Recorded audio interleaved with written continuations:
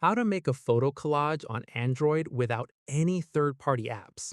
This tutorial shows you how to create a collage directly from your Gallery app on your Android device. First, open your Gallery app on your Android device. After that, long press on the first photo you want to include in your collage. From there, tap on the rest of the photos you want to add to select them all. At this point, tap on Create at the bottom left corner of the screen.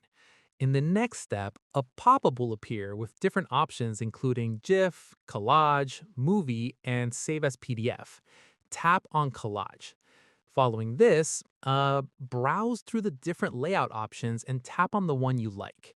Once done, you can also change the background by tapping on the background option and adjust the blur level to your preference.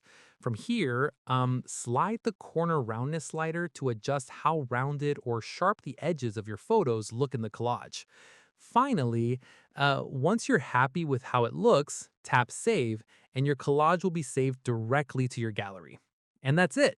If this Android guide helped you make a photo collage without any third-party apps, give it a like, subscribe for more Android tutorials, and tap the bell icon for updates. See you in the next one.